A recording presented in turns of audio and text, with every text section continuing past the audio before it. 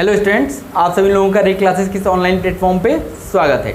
तो बच्चों, जैसा कि हम लोग प्रीवियस क्लास में हम लोग पढ़ रहे थे क्लासिफिकेशन ऑफ कंपाउंड्स के बारे में, और हमने पहला क्लासिफिकेशन जो पढ़ा था वो पढ़ा था कि on the basis of the constituent elements, कि कौन कॉन्स्टिट्यूंट एलिमेंट्स के बेसिस पे हमने कंपाउंड्स को दो पार्ट में ब्रेक किया था। कि बोला था एक तो इनऑर्गेनिक कंपाउंड, दूसरा ऑर्गेनिक कंपाउंड। हमने देखा था कि inorganic compound non living being से बनते हैं और ऑर्गेनिक कंपाउंड हमारे लिविंग बीइंग से बनते हैं, और हर एक ऑर्गेनिक कंपाउंड में कार्बन अवेलेबल होता है, इसलिए उसको क्या बोलते हैं, एक दूसरा नाम दे दिया गया कार्बन कंपाउंड। ठीक, चलो भाई, अब हम लोग अगले क्लासिफिकेशन की तरफ चलते हैं। अगला क्लासिफिकेशन के इस बेसिस पे है on the basis of their properties. Properties के बेसिस पे जो कंपाउंड्स को हम लोग ब्रेक करते हैं उसको हम लोग तीन पार्ट में ब्रेक करते हैं। पहला होता है हमारा एसिड,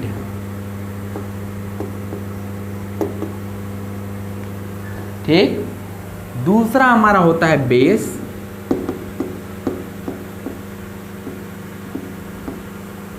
और थर्ड हमारा होता है सॉल्ट।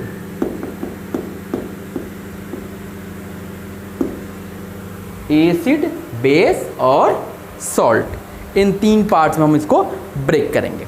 अब देखो, एसिड क्या होता है, बेस क्या होता है, सॉल्ट क्या होता है। अब हम इसको देख लेते हैं कि देखो एसिड क्या होता है। तो देखो, कंपाउंड्स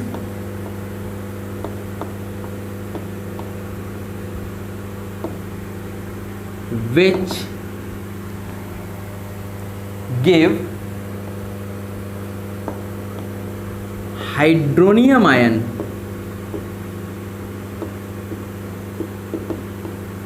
हाइड्रोनियम, या इसी को हम लोग हाइड्रोजन आयन बोलते हैं, हाइड्रोजन आयन,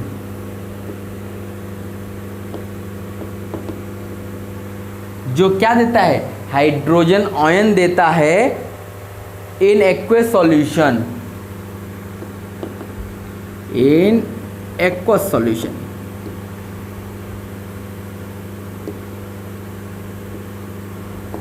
एक्वस सॉल्यूशन का मतलब समझते हो आप?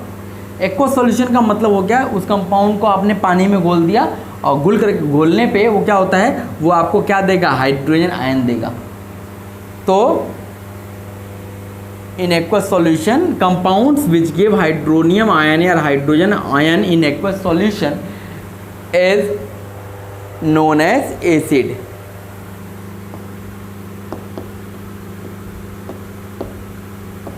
Is known as acid. जैसे अगर हम एग्जाम्पल की बात करें, एग्जाम्पल की बात करें कि भाई क्या एग्जाम्पल्स होगा, जब हमने ये तो बात कर ली कि अगर हमने उसका एक्वस सॉल्यूशन लिया तो वो उसमें क्या प्रोड्यूस करेगा, हाइड्रोजन आयन प्रोड्यूस करेगा। तो अगर हम एग्जाम्पल की बात करें तो हमने ले लिया HCl। HCl को जब आप पानी मिक्स करोगे तो H प्लस Cl माइनस में ब्रेक हो जाएगा, मतलब H प्लस मतलब हाइड्रोजन आयन ये प्रोड्यूस करेगा। सल्फ्यूरिक एसिड, सल्फ्यूरिक एसिड मतलब H2SO4। देखो नाम याद रखो, ये है हाइड्रोक्लोरिक एसिड, ये क्या है, सल्फ्यूरिक एसिड। इसको जब पानी मिलाओगे तो ये 2H प्लस और SO4 डबल माइनस, मतलब हाइड्रोजन आयन ये प्रोड्यूस करेगा। ऐसे ही आपका नाइट्रिक एसिड है,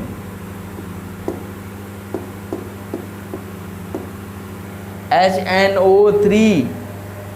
फॉर्मिक एसिड है, ये सब क्या है, ये सब पानी में मिक्स करेंगे इसको तो हमें क्या देंगे, हाइड्रोजन आयन देंगे, इसलिए इनको क्या बोला गया, इनको बोला गया एसिड। ठीक है भाई, ये तो बात हो गई हमारी एसिड की। चलो अब हम लोग बेस की बात कर लेते हैं। तो अब यहाँ पे जैसे ये H प्लस दे रहा था, वो क्या देगा, OH माइनस देगा, हाइड्रोक्साइड आयन देगा। ये हाइड्रोजन आयन दे रहा था, वो हाइड्रोक्साइड आयन देगा। तो लिख लीजिए, compounds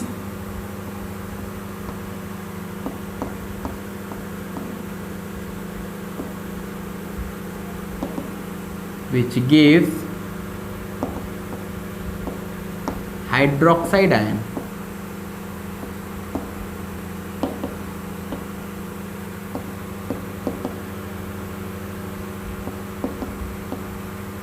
which give hydroxide ion in aqueous solution.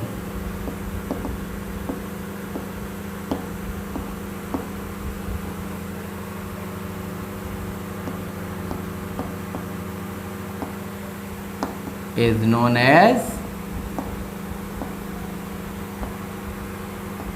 Base. इसको हम लोग क्या बोलेंगे? बेस बोलेंगे. अगर हम इसके एग्जाम्पल की बात करें,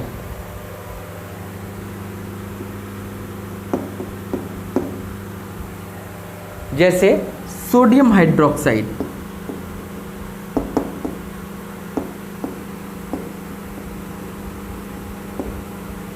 सोडियम हाइड्रोक्साइड, अगर इसके फॉर्मूले की बात करें तो क्या होगा? NaOH. जब इसको आप पानी में मिक्स करोगे तो Na प्लस OH माइनस में ब्रेक हो जाएगा. ये आपका सोडियम हाइड्रोक्साइड हो गया. ऐसे ही आपका potassium hydroxide,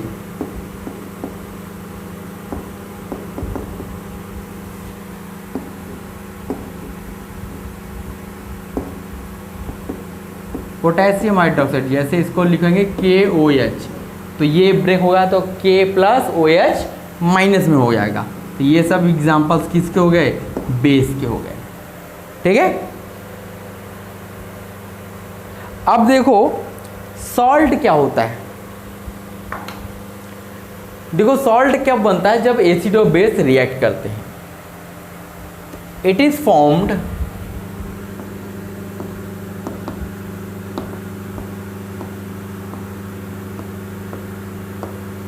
when acid and base reacts chemically.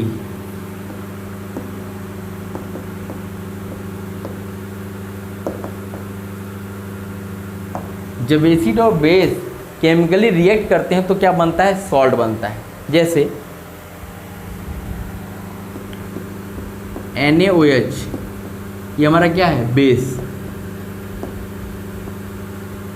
Plus HCl, ये हमारा क्या है? एसिड. जब ये रिएक्ट करेगा तो क्या बनेगा? NaCl बनेगा. ये हमारा क्या है? सॉल्ट, प्लस H2O, ये क्या है? हमारा वाटर. ठीक.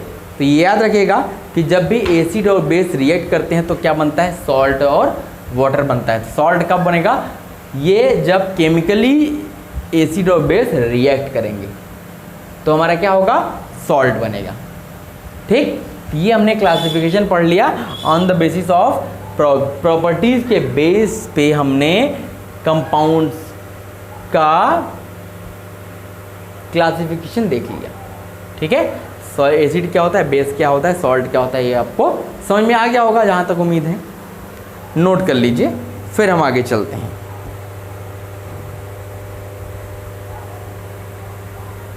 हो गया बच्चों? चल,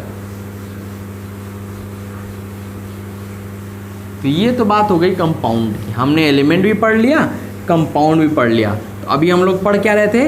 प्योर सब्सटेंस पढ़ रहे थे. तो अब हमारा प्योर सब्सटेंस तो हो गया. प्योर सब्सटेंस में हमने पहले देखा एलिमेंट, फिर देखा कंपाउंड. पहले हमने मैटर की बात किया. मैटर को प्योर सब्सटेंस और मिक्सचर में ब्रेक किया. याद है? प्योर सब्सटेंस और मिक्सचर. फिर हमने प्योर को बांटा एलिमेंट्स और कंपाउंड्स में. फिर क्या किया? फिर हमने एलिमेंट्स के बारे में पूरी चीज़ें डिटेल में पढ़ी कि एलिमेंट्स क्या होते हैं. फिर इसका क्लासिफिकेशन पढ़ा फिजिकल स्टेट के अकॉर्डिंग. फिर उसके बाद मेटल्स और नॉन फिजिकल स्टेट के अकॉर्डिंग हमने इसको ब्रेक किया सॉलिड, लिक्विड, गैस में. फिर हमने इसको मेटल्स और नॉन मेटल्स और मेटलाइट में क्लासीफाई किया. फिर हमने मेटल्स और नॉन मेटल्स का पूरा फिजिकल प्रॉपर्टी पढ़ा. फिर हमने एलिमेंट्स को एक और तरीके से क्लासीफाई किया. बोला एक नॉर्मल एलिमेंट और एक रेडियो एक्टिव एलिमेंट, दोनों के बारे में हमने पढ़ा. फिर हमने देखा कि कंपाउंड्स क्या होता है. फिर कंपाउंड्स का क्लासिफिकेशन देखा on the basis of constituent elements और फिर on the basis of their properties. तो कॉन्स्टिट्यूएंट एलिमेंट्स के बेसिस पे इसको दो पार्ट में ब्रेक किया गया, इनऑर्गेनिक कंपाउंड, ऑर्गेनिक कंपाउंड. फिर on the basis of their properties के बेस पे इसको 3 पार्ट में ब्रेक किया गया, एसिड, बेस और सॉल्ट। ठीक है, ये तो बात हो गई। अब हम बात करते हैं आगे मिक्सचर की। अब हम लोग बात करेंगे मिक्सचर की। किसकी बात करेंगे भाई? मिक्सचर। अब देखो मिक्सचर क्या होता है। देखो बहुत सारे आसपास में आपकी चीज़ों जो होती हैं वो प्योर नहीं होती हैं। एक तो हमने प्योर सब्सटेंस देखा, एक मिक्सचर देखा। इसका मतलब प्योर का जस्ट अपोजिट इम्प्योर होगा। तो जितने प्योर थे अब उसको छोड़ दीजिए तो बाकी क्या बचेगा? इम्प्योर। वही हमारा क्या होगा? मिक्सचर होगा। क्या ऐसी बात है? तो अभी तक हम लोगों ने प्योर की बात की थी, अब हम मिक्सचर की बात कर रहे हैं। तो आपके आसपास बहुत सारे मटेरियल्स जो होते हैं वो आपके प्योर नहीं होते हैं, इम्प्योर फॉर्म में होते हैं। तो लेकिन वो आपके जो मटेरियल्स मिलेंगे वो एक एलिमेंट से भी बने हो सकते हैं, 2 एलिमेंट से भी हो सकते हैं, कंपाउंड्स भी हो सकते हैं। तो ऐसे को हम लोग क्या बोलते हैं? ऐसे मटेरियल्स को हम लोग बोलते हैं मिक्सचर। क्या बोलते हैं? मिक्सचर। तो चलो भाई, तो डेफिनेशन की बात करते हैं। सबसे पहले डिफाइन कर लेते हैं। When 2 or more substances, when 2 or more substances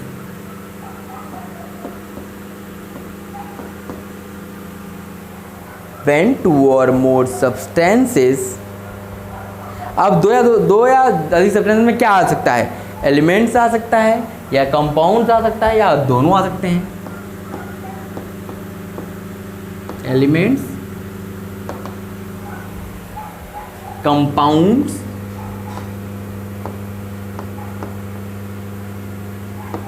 और बोथ। ठीक है। When 2 or more substances, वो आपके सब्सटेंस आपके एलिमेंट भी हो सकते हैं, कंपाउंड भी हो सकते हैं, दोनों हो सकते हैं, are mixed together in any proportion, are mixed together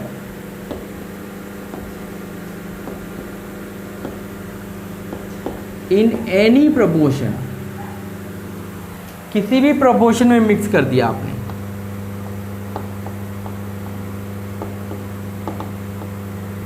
in any proportion such that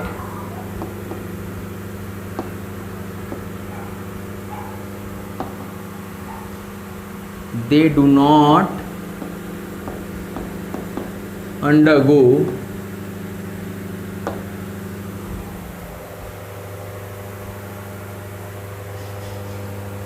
any chemical change,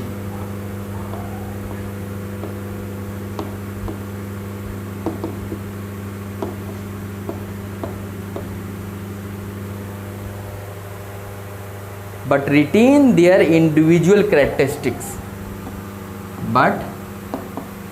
retain their individual characteristics.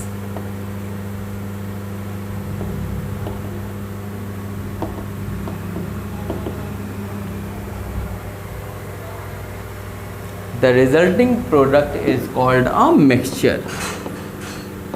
The resulting product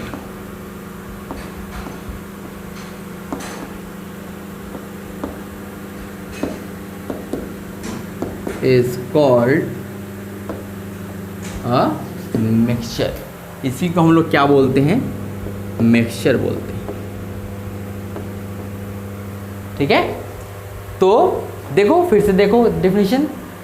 When 2 or more substances, जब 2 या 2 से अधिक सब्सटेंसेस मिक्स करते हैं इन एनी प्रोपोर्शन, जैसे हम लोग compounds में जो बनाते थे तो उसमें एक फिक्स्ड प्रोपोर्शन होता था, लेकिन यहाँ पे कोई भी फिक्स्ड प्रोपोर्शन नहीं है, किसी भी प्रोपोर्शन में मिला दिया, such that they do not undergo any chemical change. तो मिलाने से कोई केमिकल चेंज नहीं हुआ, ठीक है, but retain their individual characteristics. लेकिन जो उनकी इंडिविजुअल कैरेक्टरिस्टिक्स थी उसको वो रिटेन किए, तो ऐसे जो रिजल्टिंग प्रोडक्ट बना उसी को हम लोग क्या बोलते हैं, मिक्सचर। क्या बोलते हैं, मिक्सचर बोलते हैं। ठीक है, तो ये तो बात हो गई हमारी मिक्सचर के डेफिनेशन की, समझ में आ गया। तो इसको आपको याद रखना है, मिक्सचर क्या होते हैं। ओके, नोट कीजिए। फिर हम लोग बात करेंगे कि टाइप्स ऑफ मिक्सचर की। तो जब मैंने आपको एक फ्लो चार्ट बनवाया था तो वहाँ पे मैंने आपको दिखाया था कि मिक्सचर दो टाइप के होते हैं, एक आपके होमोजीनियस, एक आपके हेट्रोजीनियस। तो उन्हीं के बारे में अब चले डिस्कशन करते हैं। नोट कर लिए बच्चों, इरेज किया जाए। चल,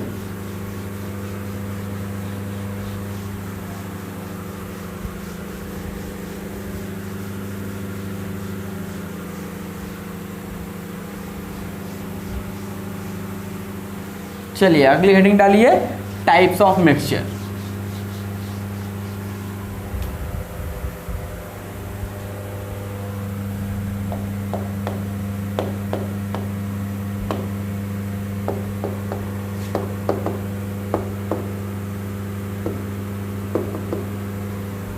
टाइप्स ऑफ मिक्सचर्स।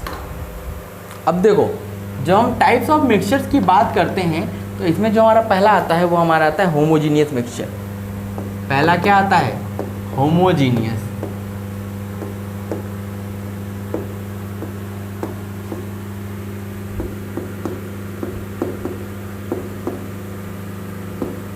क्या आता है भाई, होमोजीनियस मिक्सचर। अब ये देखो होमोजीनियस क्या होता है। होमो मतलब होता है एक जैसा। देखो, होमोजीनियस का मतलब होता है कि अगर आपने एक ऐसा मिक्सचर तैयार किया जिसमें जो आपने चीज़ें मिक्स की वो हर जगह यूनिफॉर्मली डिस्ट्रीब्यूट हो जाए, हर जगह एक जैसा फैल जाए, तो उसको हम लोग बोलते हैं होमोजीनियस मिक्सचर। ठीक, तो डेफिनेशन लिखते हैं तो आपको चीज़ें समझ में आएंगी। लिखिएगा, a mixture in which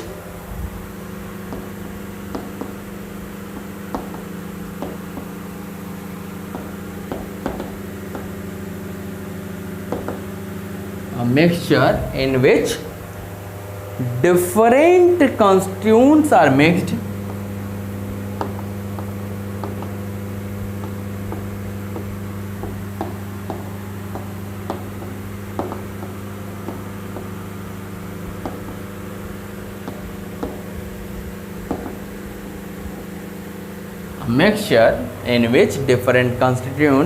are mixed uniformly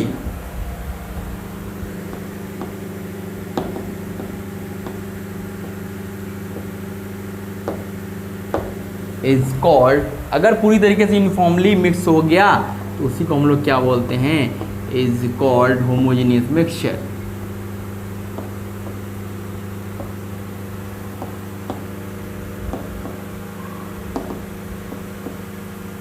is called homogeneous mixture. अगर हम इसके एग्जाम्पल की बात करें,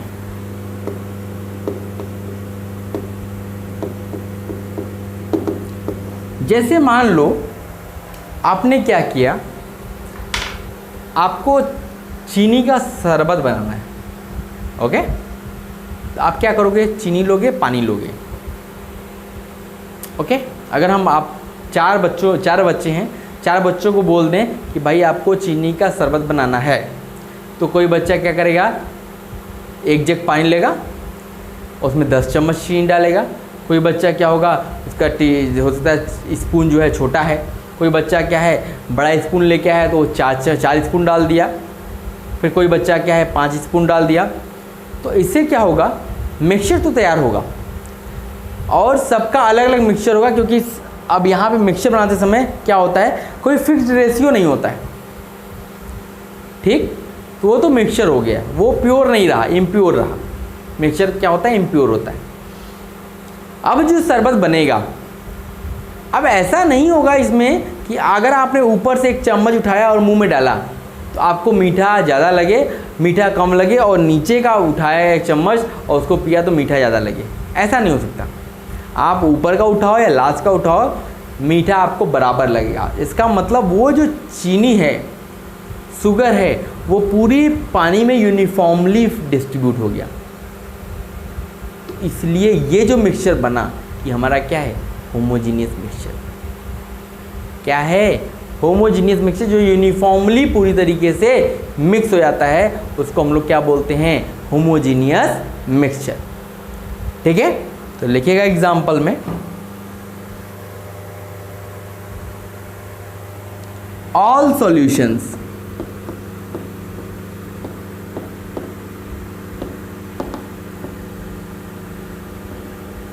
सच एज,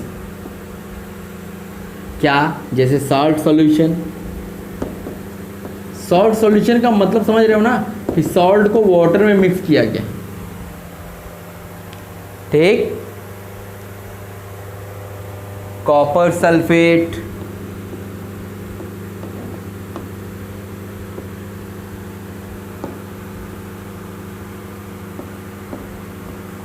शुगर सॉल्यूशन, ये सब हमारे क्या हैं, ये सब हमारे होमोजीनियस मिक्सचर्स हैं। ठीक है नहीं, ठीक है। ऐसे ही सिमिलरली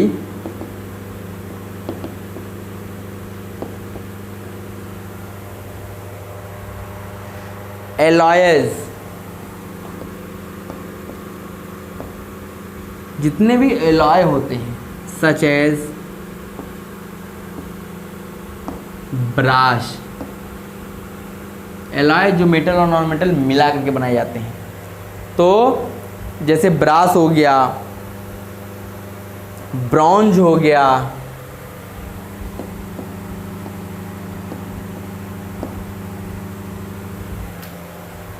ओके, आर होमोजीनियस, ये भी आपके होमोजीनियस होते हैं।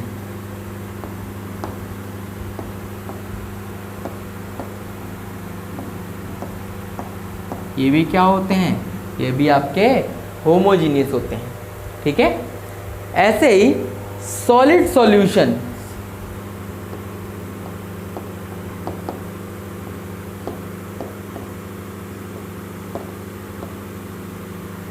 अब ये सॉलिड सॉल्यूशन क्या होगा भाई, ऑफ मेटल्स एंड एयर।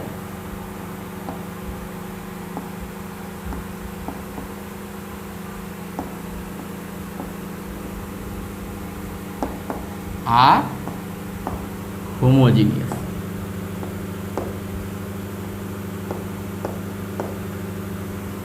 ये भी क्या होते हैं, होमोजीनियस मिक्सचर्स।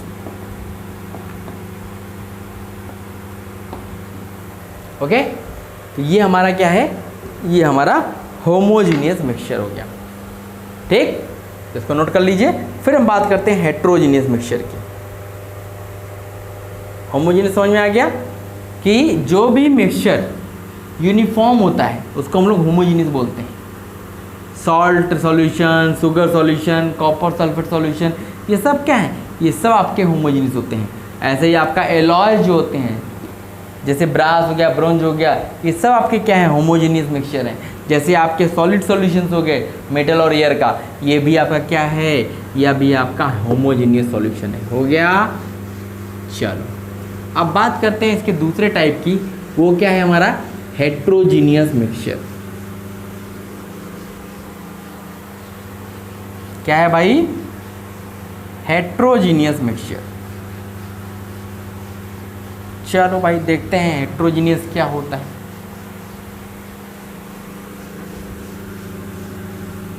देखा जाए हेट्रोजीनियस मिक्सचर क्या होता है।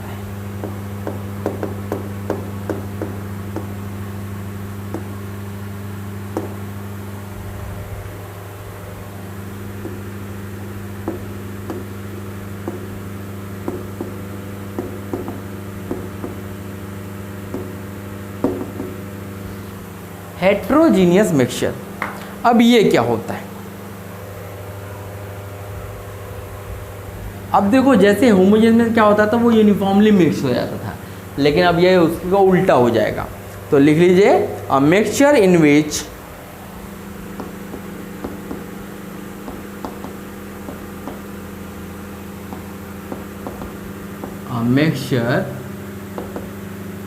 इन विच, ऐसा मिक्सचर जिसमें different constituents are not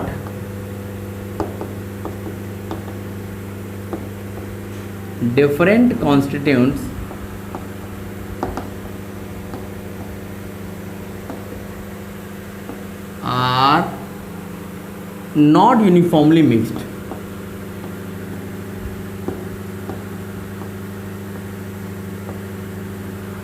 Are not uniformly mixed, are known as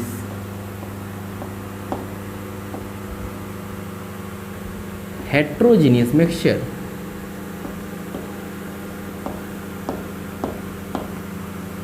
Are known as heterogeneous mixtures. ठीक है, कि जो यूनिफॉर्मली मिक्स नहीं होते हैं उसी को हम लोग क्या बोल देंगे, हेट्रोजीनियस मिक्सचर। जैसा कि होमोजीनियस में था कि यूनिफॉर्मली मिक्स हो जा रहे थे इसलिए उसको होमोजीनियस, ये नहीं मिक्स हो रहे हैं इसलिए इसका नाम पड़ गया हेट्रोजीनियस मिक्सचर। अगर हम इसके एग्जाम्पल की बात करें, देखो क्या है, जैसे आप क्या करो कि आप एक ग्लास ले लो, एक ग्लास में पानी ले लो, ठीक, आप कांच की ग्लास लेना, ठीक है, ट्रांसपेरेंट जो ग्लास होता है, कांच की ग्लास होती है, उसको ले लो। उसमें आप क्या करो, पानी ले लो, एक में 3 ग्लास लो, ठीक है, तीनों में पानी ले लिया, ट्रांसपेरेंट ग्लास कांच की ग्लासेस हैं। अब एक में क्या करो, एक में आप ले लो सैंड डाल दिया, एक में आप ले लो मड मिट्टी डाल दिया, एक में आप ले लो सॉल्ट डाल दिया। अब तीनों को चम्मच से मिक्स करो, तीनों को चम्मच से मिक्स करो। अब देखो क्या होता है, आप देखोगे कि जो सॉल्ट जिसमें नमक आपने डाला उसका नमक गायब हो गया,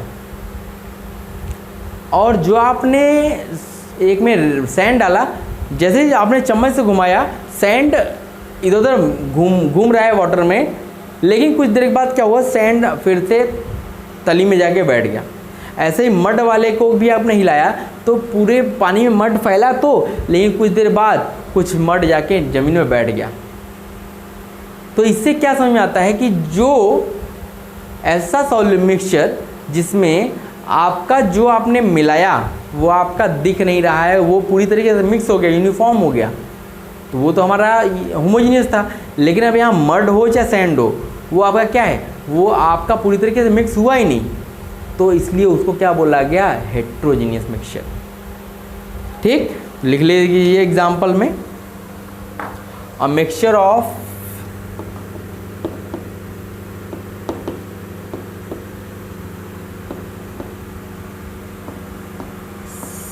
sand and water,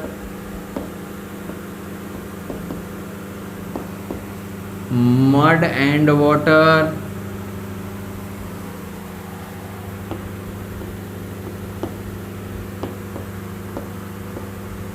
sand and mud,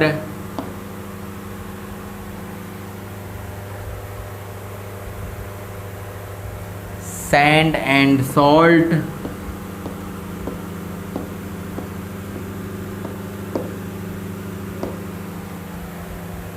ठीक, सैंड और सॉल्ट का mixture, iron powder and sulphur powder, sulphur, iron powder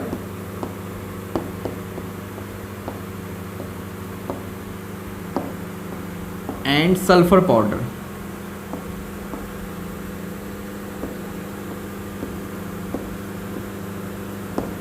ये सब हमारे क्या हैं, ये सब हमारे हेट्रोजीनियस मिक्सचर हैं, आर हेट्रोजीनियस मिक्सचर्स।